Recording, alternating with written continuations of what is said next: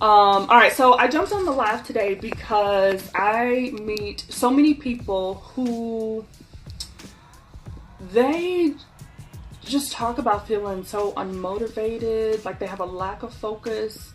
Uh, they've gotten to the point where they've started to question just their overall value in life. They start to feel depressed, even. And in some cases, they kind of get into this rut that they feel like they can't move out of.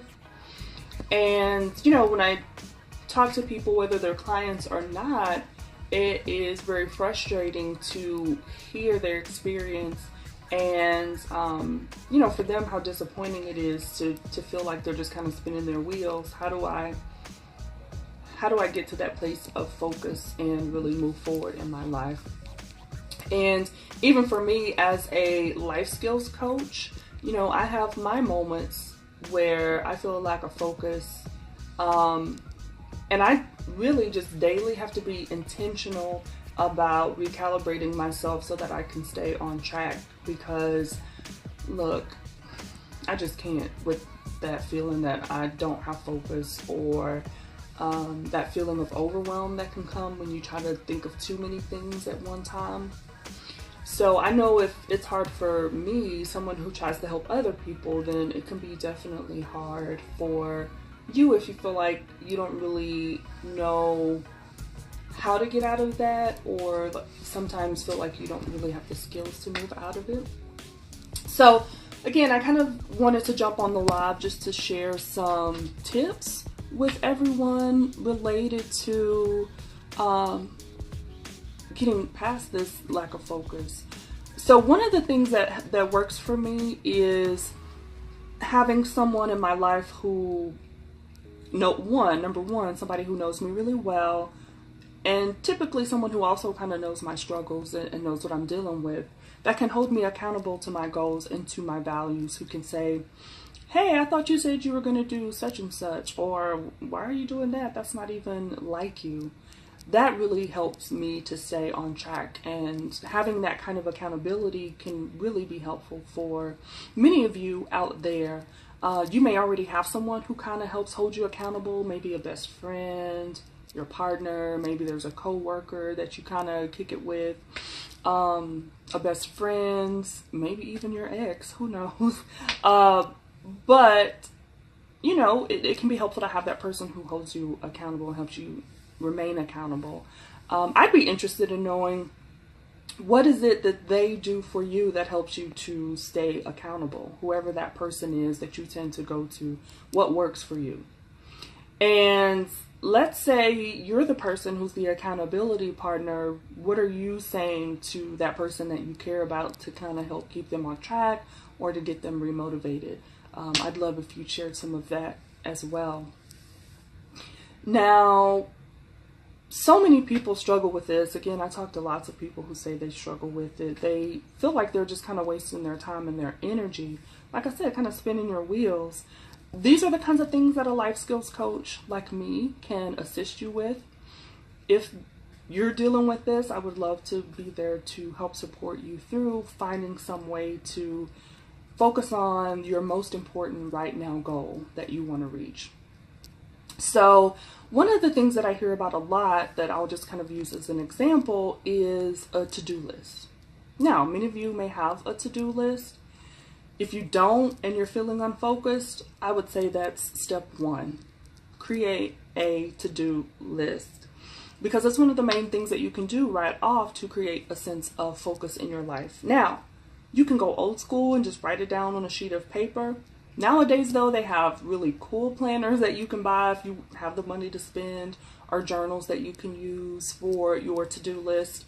You can kind of go mod tech and put it in your phone. I've used the task list on my phone. I've also used the AnyDo app, which the free version of AnyDo. There's also other apps out there. There are electronic planners that you can use, all sorts of stuff. So you can go as simple or as elaborate as you would like. But that's definitely the first step. Now, Once you have kind of that basic to-do list, if you really want to increase your sense of focus, accountability, productivity, there are a couple of tweaks that, or I would say additions that you need to make to your to-do list for it to really work well for you. So I'm going to run down this list just really quickly, and hopefully you can begin to use this and you'll find value in it. So first of all, for the items on your to-do list, you need to ask yourself, why am I doing this, right? Why is this particular thing on my task list important? Does it add value to my sense of purpose, my sense of productivity, or is it just frivolous? Am I doing it out of a sense of obligation? You really need to be honest with yourself about why that particular thing is on your to-do list, because maybe it doesn't need to be there. But also reminding yourself about why it's there can kind of help motivate you as well. So ask yourself, why am I doing this? Why am I adding this thing to my to-do list? Right? So that's kind of the first task once you just have the list there. The next important thing is to have yourself a timeline for completion. So when do I need to have this done by? Now, for some of us, we actually have a daily to-do list, and the just implied timeline is I need to have this done by the end of the day. But for some things, there may be a longer timeline there. So let's say you are doing chores, right? And I need to clean the bathroom. Well, put a time. 30 minutes is how long it's going to take me to clean the bathroom, right? If that's on your particular list for that day. If you have a task at work that you're trying to complete, this is going to take me 2 hours, right? Add that to your to-do list. If you've got a project for school, I'm giving myself 4 weeks to work on this paper. If you want to lose weight, right, you might give yourself 2.5 months to, I don't know, lose 10 pounds. I'm just throwing a number out there, right? But you want to put a number there as this is going to help you. Similarly, you may say to yourself, well, if I don't make it to the bank by 5, my account's going to be overdrawn. So you have that time limit of, I need to make it there by 5 o'clock, at least so as you're scheduling other things throughout your day, you know that has a time limit on it and you need to get it done by a specific time. So now everything on your list has a timeline for completion next to it. It helps you kind of put things into perspective. It helps you plan, and it's going to help you stay a little bit more organized. All right. So we've got our first couple of things. Ask yourself, why am I doing this? Put a timeline for completion on there. Next, you want to ask yourself, what resources do I need to get this done based on the timeline that I've created for myself? So again, if you're cleaning the bathroom, you probably need some cleaning supplies. So you need to make sure you have all the resources available to help you get that task done. Otherwise, you're not going to meet that timeline that you have set for yourself. So that task that you have at work, well, if you need a report in order to do your report, you've got to make sure you actually have access to that report. If you're doing a paper for school, you need to make sure you've done the research, or you've checked the books out, or you've whatever you need to do to access the database online, right? So you've got to make sure you have those resources available to you to get it done. If you're trying to lose weight, maybe you actually need a workout plan. So do you have access to that? Is that something you need to buy or get from someone else or create yourself, right? So you might have this thing on your task list, but if you aren't prepared to follow through on it, why is it on your task list right now? And if it is there, but you don't have the prep done, it's just going to add to your sense of overwhelm, which is what we're trying to get rid of. So we've got, ask yourself why you're doing it, put a timeline for completion, ask yourself what resources you need. Those are 1, 2, and 3. Then you want to ask yourself how those resources impact your timeline. Again, do I have them available to me? Will it require me to make some additional step in order to get those resources? And do I need to change the timeline that I put on there initially? So number 4 kind of is maybe a 3.5.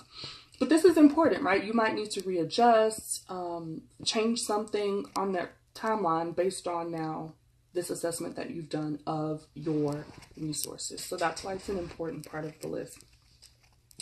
Then you want to create an overall priority list. What necessarily has to get done versus what can be at the end of my list that if I don't get it done, it's not that big of a deal.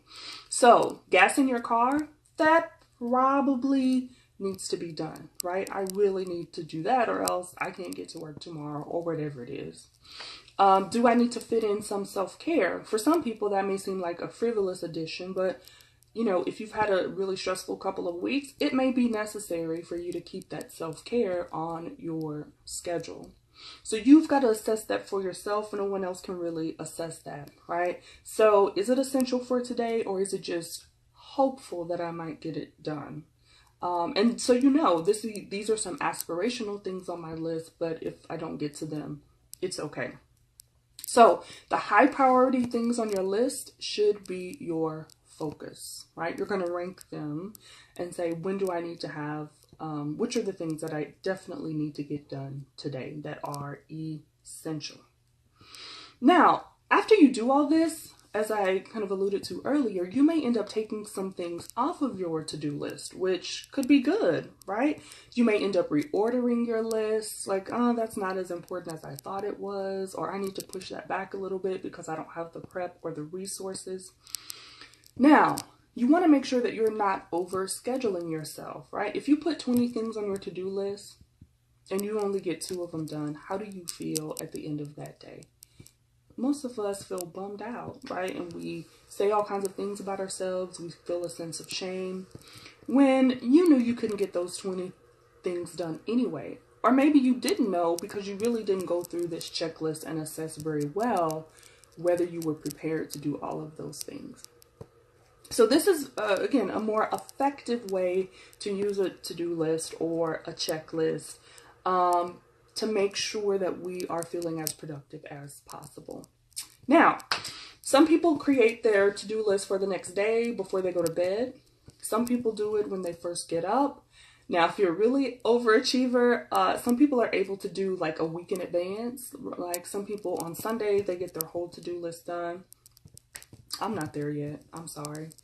I barely get my daily to-do list done. So, you know, if you're there, kudos to you. You probably have a few things that you can teach me about creating my own to-do list, but I'm just not there yet. If you are, that's awesome. If you want to get there, let's work out a plan for how you can actually get there, right? So having that to-do list, making it, using this checklist to go along with it should increase your overall sense of focus, your sense of productivity, right? That you've got 5 things on your to-do list, you got your timeline, you get them done. You're like, wow, that was awesome. I need to do this more often. But it's just about being more planful and intentional with some of these things. So often it doesn't take a whole lot of tweaking, a whole lot of adaptations, right? To change to that higher level of focus and productivity for us. So hopefully those were some useful tips for you to help you if you're feeling overwhelmed, unmotivated, if you're feeling a lack of focus. Now, again, these are things that I can help you with. I would love to support you with if you need the help. I offer quick coaching by email for those of you who are just really busy and you don't have time for a full session. I also offer one-on-one life skills coaching, short-term, longer-term, whatever you need, and some group coaching options